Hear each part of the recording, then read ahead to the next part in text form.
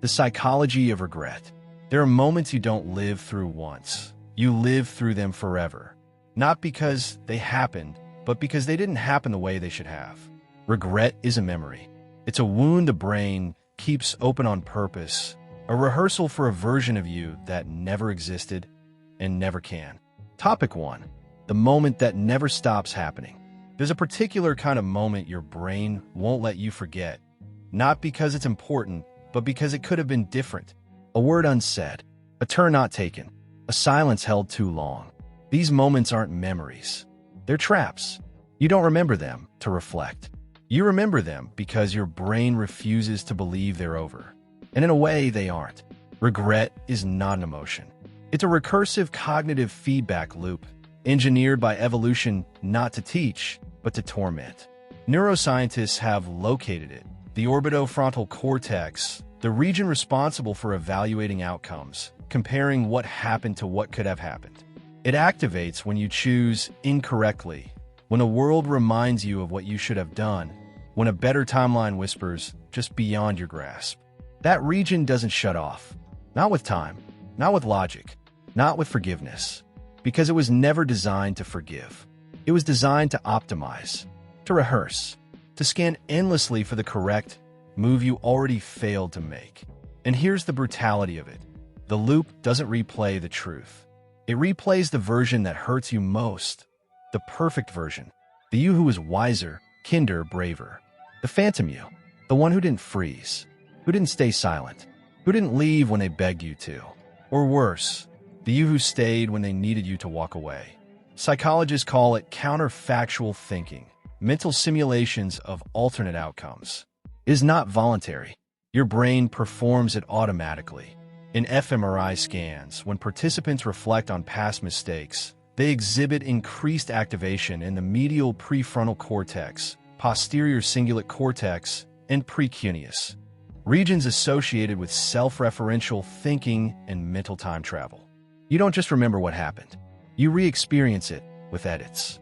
Sharpened guilt, enhanced shame, precision-crafted punishment. It feels meaningful. It feels instructive. But it's not.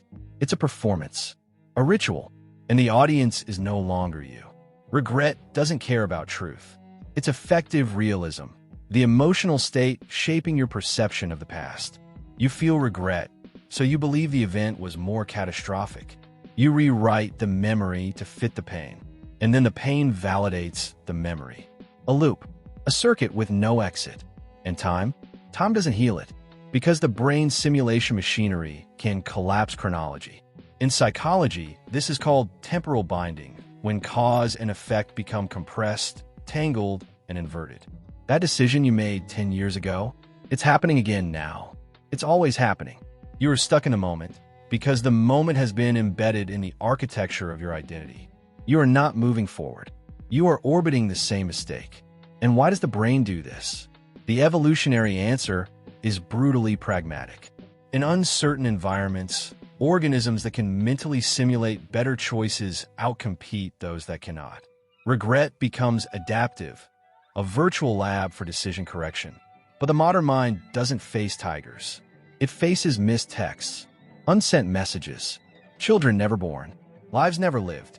In this virtual lab, it has no off switch, because there is no feedback mechanism that tells your brain the lesson has been learned. It assumes you just haven't figured it out yet, but you never will, because the moment has passed. The context has changed. The people are gone, but the machinery doesn't care. It loops and loops and loops. Worse still, this loop alters your sense of self. According to studies in cognitive neuroscience, persistent regret rewires autobiographical memory, selectively reinforcing events that match the narrative of failure. You become the sum of your mistakes, edited and re-edit until the original event is gone and only the punishment remains. You aren't remembering what happened. You're remembering the version of you that deserves the pain. This is why you can't stop thinking about it. It's not because you care. It's because the loop has replaced the self. And as long as the loop runs, you remain bound to it. Not as a person who made a mistake, but as the mistake itself. You thought regret would fade with clarity, with time, with forgiveness. But it's not an artifact of the past. It's a virus in your present. And the symptom is identity. So ask yourself, if you're only ever reliving the moment you failed, if your brain has no intention of letting it go, did you ever leave that moment at all? Topic 2, neuroscience of what if. There's a timeline where you said yes. There's another where you said no. A universe where you turned around, where you called back, where you stayed. You can see them, can't you? You can feel them. The branching versions of you that might have been, should have been, almost were. They aren't ghosts.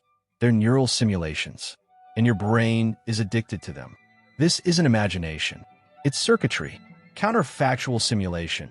The mental process of envisioning alternative outcomes is a core feature of human cognition.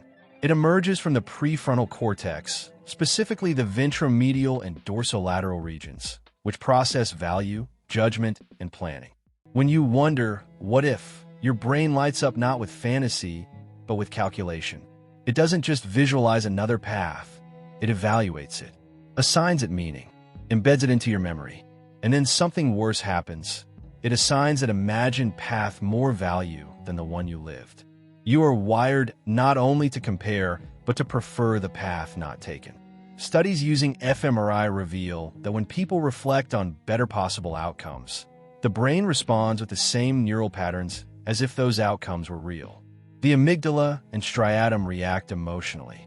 The posterior cingulate cortex integrates the memory. The orbitofrontal cortex overlays meaning. The result? An imagined scenario that feels more authentic than your lived experience. You didn't just lose something. You lost something better, and you lost it to yourself. This is the machinery of regret, but also of identity confusion. Because now your mind doesn't trust the life it lived. It begins to side with the versions that never happened. You become a foreigner in your own memory, an observer of a script you should have rewritten but didn't. And you keep rewriting it, again and again, not to learn, but to grieve what you were supposed to be. This is where it turns. The what if no longer shows you alternate paths. It becomes a superior self, a mirrored figure who never failed. A self without shame, without loss, without hesitation. This figure becomes mythologized, an internal savior who mocks you silently by existing only in theory. Psychologists have studied this extensively. In adaptive counterfactual thinking, we imagine better outcomes to improve future performance. But in maladaptive counterfactuals, the imagined reality becomes a tyrant, a reminder that perfection was once possible and forever missed. It is especially common in depressive and anxious populations, where what if becomes not a question, but a sentence. And the longer the loop runs, the more your current self dissolves into the theoretical one. You begin to identify not with the life you've lived, but the life you lost. This process rewires your episodic memory system. Studies show that repeated exposure to counterfactual scenarios modifies the hippocampus's connections to emotional centers. You begin remembering the alternate version as if it happened, just out of reach. You grieve a timeline your brain knows is false. But grief doesn't care about truth. It only needs loss. And loss is infinite in a mind that simulates endlessly. You think you're healing, but healing assumes finality. This process offers no closure, because every imagined scenario spawns another. For every what if, a dozen more. And the prefrontal cortex obliges. It cannot help itself. It is an engine of endless hypotheticals, and it answers only to the hunger for better versions of reality. You were built to do this, built to imagine the undoing of your own story, even when those stories are impossible, even when the person in them no longer exists, even when the person in them never did. You are not haunted by the past. You are haunted by futures that never became pasts. And so you live among Topic 3. When memory becomes a weapon. Memory is not a record. It is a reconstruction. Every time you recall a moment, you don't retrieve it. You rewrite it. And with every retelling, every replay, every private autopsy of the past, the version you recover becomes more obedient to your pain. That moment you regret, it didn't happen like that. It happened worse because your brain keeps editing it to hurt you better. This is not metaphor. This is neurobiology. The hippocampus, central to memory consolidation, doesn't store experiences like files in a cabinet. It stores networks of associations, sensory details, and emotional tags. When you recall a memory, those components are reassembled through the prefrontal cortex, influenced by your current emotional state. If you're ashamed now, the memory will take on shame. If you're angry, it will grow violent. Your memory isn't a mirror. It's a stage, and regret is its director. Psychologist Elizabeth Loftus demonstrated this horror decades ago. In her work on false memory formation, she showed how easily memories can be distorted, implanted, or rewritten. People remember things that never happened, or misremember what did, especially under emotional stress, especially when they're trying to make sense of pain. Your regret doesn't replay the moment to understand it. It rewrites it to justify itself. This is called memory reconsolidation, a process where every retrieval of memory opens it to modification. And the more you remember, the more you distort. The scene you revisit over and over, it's no longer yours. It's a weaponized replica, sharpened by time and emotion, tailored not for truth, but for suffering. And still, you trust it. Still, you base your identity on it. Because memory is identity, isn't it? That's the lie we're told.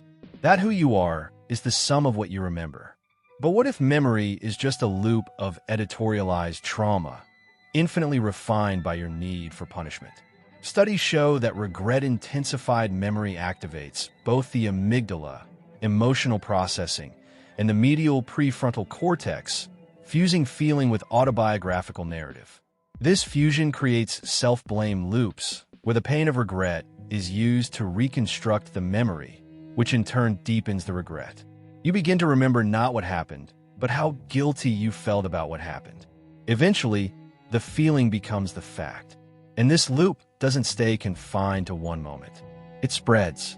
Your entire timeline becomes colored by a few sharpened failures. Memory contamination begins. You begin to reinterpret unrelated events through the lens of regret.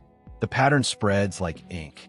Like rot, regret teaches the brain to prioritize emotional pain over objective recall. You begin to prefer the painful version, because the painful version feels more real, more earned. You internalize it, defend it. You build a life around it. And now, memory is not a place you visit. It's a sentence you're serving. You believe that remembering would help you make peace. But the brain doesn't seek peace. It seeks patterns. Closure is noise. Repetition is signal. And the strongest signal? Pain. Pain means threat. Pain gets priority. Pain gets remembered. So the moment becomes more painful every time you revisit it. Not by accident, by design. You're not healing. You are self-authoring a mythology of failure. And memory is your scripture. And the deepest cruelty? There is no original moment to return to. The true version is gone, if it ever existed. All that remains is the version your pain permitted. The one that hurts just enough to explain why you're still here. Not moving, not forgiving, not forgetting. This isn't memory. This is recursive self-harm wearing the mask of introspection. And if every time you remember, you make the wound deeper, how will you ever know when it was real and when you just made it worse? Topic 4. The regret circuit, hardwired to hurt. You thought regret was emotional, a pang, a thought, a response to something you did. But it isn't a response. It's a structure, a physical, anatomical loop, not created by choice, but by evolutionary design. You didn't choose to feel this.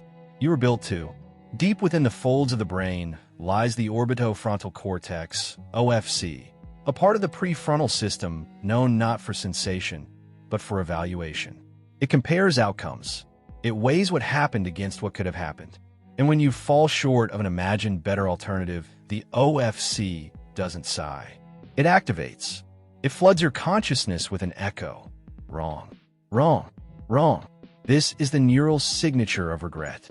In a now infamous study, neuroscientists Steiner and Reddish, 2014, implanted electrodes in the brains of rats navigating a maze.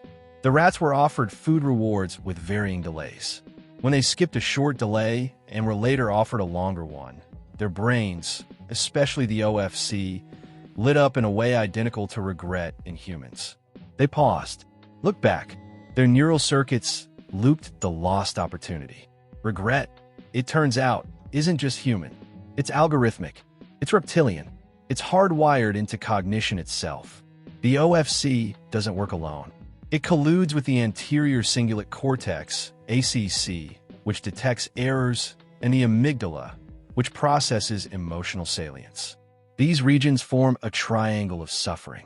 When regret is triggered, they synchronize, creating a closed circuit of comparison failure emotional reinforcement. This circuit is efficient, brutal, inescapable. Even worse, it's recursive. It can trigger without real decisions. Just imagine once. Just ruminations. You don't need to act to feel regret. You just need to simulate action. And the regret circuit fires. Again and again. No escape. No learning. Just the illusion of evaluation masking a feedback loop of pain. In real-time imaging, these regret circuits stay active longer than those related to fear or anger. They don't just spike. They linger. Because the brain doesn't want to forget. Regret is treated like a warning system, a permanent flag on your cognitive map. But your world has changed. The context is gone. The choice no longer matters. Still, the circuit doesn't care. It wasn't designed for resolution. It was designed to rehearse forever. And here's the cruel twist. The more emotionally intelligent you are, the more active this system tends to be. Empathy amplifies regret. Self-awareness sustains it. Those who reflect suffer longer. Those who feel deeply die inside more often. The OFC even influences dopamine regulation, meaning your brain will punish you with less pleasure the more regret loops are activated. The cost of hindsight isn't just emotional. It's chemical. It drains you, leaves you numb, makes joy feel like theft. So the brain that regrets is the brain that forgets how to feel anything but regret. And the worst part? This isn't malfunction. This is function. This is how your survival was built. You were never supposed to heal. You were supposed to remember where you failed and never stop remembering. Not to grow, but to avoid. Avoid risk. Avoid pain. Avoid being human. But now the avoidance is the pain. Your brain isn't trying to help you. It's trying to trap you in the loop long enough to prevent another error. Even if the loop is the error. Even if there's nothing left to fix. This is the machine. And the machine doesn't care that you're tired. So tell me, if the system was never meant to let you go, why do you still believe you're supposed to feel better? Topic 5. The regret you inherited. What if the thing you're mourning was never yours? The sorrow that wakes you at 3 a.m. The heavy silence that hangs over decisions you never made. What if the regret inside you didn't begin with you at all? What if you're carrying grief that preceded your consciousness? Regret passed down like a scar, like a memory you never formed but can't stop feeling. Because you can inherit regret, not metaphorically, not culturally, biologically, psychologically, epigenetically. Research in epigenetics, the study of how experiences alter gene expression, shows that trauma can leave molecular fingerprints on DNA. In a groundbreaking 2015 study, scientists found that children of Holocaust survivors exhibited alterations in the genes related to stress regulation, specifically the FKBP5 gene. This means that the parents' psychological wounds became the children's physiological baseline. This is not about learning. It's about loading. Regret, guilt, grief, they don't just teach. They embed. Your nervous system may be responding not to what happened to you, but to what happened to those before you. Your instincts might just be the leftovers of someone else's irreversible decision. And the mind follows suit. In family systems theory, particularly the work of Murray Bowen, emotional legacies are passed down through generations like invisible scripts. Children unconsciously absorb the unresolved conflicts of parents and grandparents. Regret that was never spoken aloud becomes a pattern of avoidance, of silence, of overcorrection. You don't just carry the family name. You carry the family's unfinished stories. And still, you think this ache is yours. But why do you panic in stillness? Why does abandonment feel familiar, even when no one's left? Why do you sabotage opportunities that should feel safe? Could it be that your brain is trying to correct something that happened long before you were born? This is intergenerational regret, a cognitive virus passed down through language, silence, behavior, and biology. A parent who gave up on their dream punishes a child for dreaming. A mother who stayed too long teaches a daughter to leave too soon. A grandfather who failed in war raises a grandson terrified of risk. The regret is never named, but it's enforced. Psychologist Mark Wolin, in his work on inherited family trauma, documents case after case of people haunted by emotions that don't fit their personal history, phobias, depressions, obsessions with events or places they've never experienced, until they look at what came before. And here's where it turns from tragedy to trap. The mind needs the regret to make sense, so it begins inventing narratives to explain it. It finds things to regret. It rewrites memories to fit the inherited wound. You believe you're feeling guilt over that relationship, that failure, that silence. But the guilt came first. It was waiting for something to attach to. Now you're not just haunted, you're a host. This doesn't free you, it imprisons you. Because you're not just trying to fix your life, you're unconsciously trying to rewrite the lives that came before you. Lives that cannot be rewritten. People who will never say what they did or didn't do. Regrets that were never confessed, only buried in your bloodstream. This isn't redemption, it's repetition. And if your memories aren't the origin, if your pain predates your own choices, how do you know the regret you're trying to resolve ever belonged to you? Topic 6. The final regret. On your deathbed, what will haunt you? They say everything becomes clear at the end, that you die with peace, with truth, with some whisper of understanding. But that's a lie the living tell themselves. Because what people actually face in their final hours isn't peace. It's a catalog of missed decisions, a collapsing universe of the unspoken, the unfelt, the undone. The final regret isn't a single moment. It's the sum of everything you told yourself you'd do later, and then never did. Palliative Nurse Bronnie were famously compiled the most common regrets of the dying. These weren't grand sins or crimes. They were quiet betrayals. The regret of not living a life true to oneself, of working too hard, of not expressing feelings, of losing touch with friends, of choosing safety over truth. These are the regrets that rot silently in the background of an ordinary life. They don't scream. They accumulate. Neurologically, death is not instant. As the body shuts down, consciousness contracts, but the brain, desperate for coherence, scans the past. In this final neurological scramble, the default mode network, DMN, responsible for self-referential thinking and daydreaming, activates, replaying identity in fragments. Not chronologically, not rationally, but emotionally. Your last moments may be a mosaic of everything you wish you hadn't ignored. And the tragedy is this. Your regrets are often not about what you did, but about what you were too afraid to want.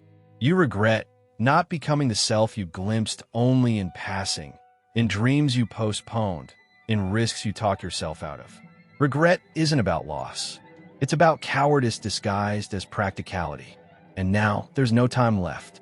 Deathbed regrets are deeply consistent across cultures, socioeconomic statuses, and belief systems. That's not coincidence. That's cognition. The existential regret circuit, centered around the ventromedial prefrontal cortex, activates most intensely under the stress of imminent death. The brain realizes, in a rush, that the version of you it constructed was a performance, and that the real self was held hostage by fear. You don't regret being wrong. You regret being inauthentic. And too late, you see the cost. Even those who made peace with death often experience what palliative researchers call terminal lucidity, a burst of unexpected clarity hours or minutes before death. Families call it a gift. But what if it's not a gift at all? What if it's the mind's last cruel flash of who you could have been, right before it ends?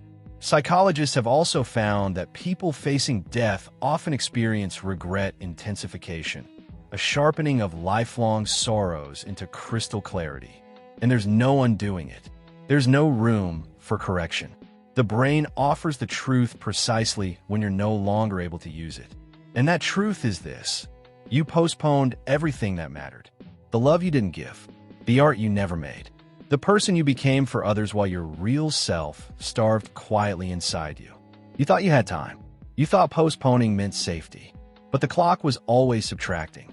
And the self you might have been is now a ghost you cannot touch. So the mind collapses inward, not in peace, not in gratitude, but in the irreversible echo of a life misused. Not because you were bad, but because you were afraid. And now there's no more pretending, no more rationalizing, no more deferring. So answer this. When that moment comes, when it's just you and the silence, will you still recognize the person dying as you? Topic 7. The illusion of choice, the reality of regret. You think you chose this life, the job you took, the person you loved, the city you stayed in. You think regret arises from bad decisions. But what if regret persists precisely because you never truly made a decision at all? This is the horror no one wants to face. That your life wasn't shaped by free will, but by momentum, by fear, by default, by silence in moments when action was needed. And now you're grieving choices that were never really yours. Psychologists call this choice paralysis. When faced with multiple paths, the brain shuts down.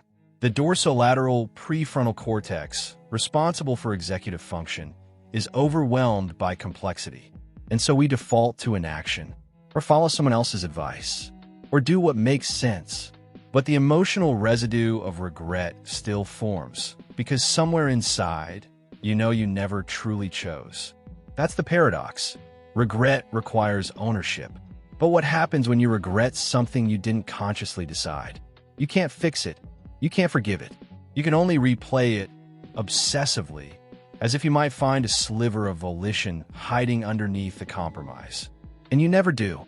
In his seminal work, The Paradox of Choice, psychologist Barry Schwartz argues that modern life offers too many options, but with the illusion that every wrong outcome is your fault. This is the tyranny of agency. We are told we are free, but given no map for navigating freedom. And when the life we live fails to satisfy us, we assume we chose poorly. But what if there is never any real freedom in the first place? Behavioral economics suggests that most of our decisions are predetermined, shaped by bias, availability heuristics, social pressure, trauma responses, and neurological predisposition. The choice was never clean. It was rigged by a system you didn't design. Yet regret falls on your shoulders as if you were omnipotent. And then comes the greatest cruelty, the illusion of retroactive control. The mind looks back and imagines you could have done better. But you couldn't. Not with the brain you had, the information you lacked, the fear you didn't name. You were not choosing. You were surviving. Still, the regret endures. Not because the decision was wrong, but because the self that made it was never fully present. The decision was made in absence, and that absence haunts you more than the outcome. Neuroscience supports this. The posterior medial cortex, involved in imagining alternate selves, lights up during regret. Your brain creates a version of you that would have chosen better. A ghost self who had the clarity, the courage, the knowledge you lacked. And that ghost becomes a tormentor, because they did what you didn't. They lived the life you didn't, but they were never real. And here you are, punished not for failing, but for never truly existing at the point of choice. This is why regret is immune to logic, because logic assumes a decision was made. But regret emerges most intensely when you were too fragmented to act clearly, too buried to know what you wanted. This isn't accountability. It's identity collapse. The part of you that could have made a different life never got to the surface. And now the life you're living feels like someone else's echo. So if you never made the choices you regret, what exactly are you mourning? Topic 8. Why the brain prefers regret over powerlessness. There's a truth your mind will never admit. That some of the worst things in your life weren't your fault. That you had no control. That you were just there, and it happened. But your brain can't tolerate that. So it finds a better story. One where you chose wrong. One where you could have changed everything, if only. Because to the mind, regret feels safer than helplessness. In the hierarchy of psychological suffering, powerlessness is bottomless. It's existential. It tells you the universe is indifferent, your decisions meaningless, your life a product of chaos. The human brain, desperate for causality, cannot metabolize that. So it invents agency, even where there is none. That's the lie regret tells to preserve the self. This was your fault. And you believe it, because the alternative is annihilation. Psychologists call this illusory control. The belief that we influence outcomes that were, in truth, random or determined by external forces. In experiments, subjects often prefer blame over chance. They would rather suffer guilt than accept powerlessness. In one study, participants who believed they'd made an error showed more brain activity in the anterior cingulate cortex, the region for error monitoring, even when the mistake was objectively out of their hands. It wasn't real, but the brain felt better believing it was. Regret, then, is not just a reaction. It's a defense mechanism, a structured delusion that allows you to feel in control of your suffering. Because if you caused it, maybe, just maybe, you could have stopped it. And that illusion, however false, is less terrifying than the truth, that you never stood chance. Here's the deeper cruelty. The more intelligent and self-aware you are, the more elaborate your regret becomes. You reconstruct detailed scenarios in which you could have acted better, spoken, left, resisted, understood. But it's all theater, because the self in those scenarios is not who you were. The you who might have avoided the catastrophe did not exist at that moment. That version of you was born only in hindsight. But the mind doesn't care. It's not building a truth. It's building a narrative in which you were powerful and failed, instead of powerless and irrelevant. Because that story, painful as it is, still lets you be the main character. This is why trauma survivors often carry guilt. Why abuse victims replay their reactions. Why grieving loved ones think of one more thing they could have done. Not because they're delusional, but because blame offers structure. And structure feels like agency, even if it chains you. The mind would rather bleed inside a cage of personal failure than float unanchored in a universe where things just happen. No meaning, no reason, no undoing. So you keep regretting, because regret is the only thing standing between you and nothingness. You want to heal, but healing means admitting it wasn't your fault. You weren't in control, and maybe you never were. But if you let go of that regret, if you accept the helplessness behind it, who is left in the story? Topic 9. Regret as an identity parasite. You don't just remember the regret. You become it. At first, it was a moment, a bad choice, a silence, a missed turn, but then you replayed it. Again, then again.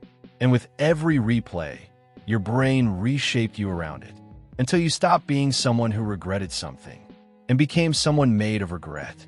This isn't poetic. It's anatomical. Neuroscientific studies on long-term regret show changes in how the default mode network, DMN, behaves. This is the system responsible for self-reflection, autobiographical memory, and identity. In people with chronic regret, the DMN becomes entrained to that single moment. It folds the regret into the entire narrative arc of the self. You're no longer just the person who did that. You're the person who is that.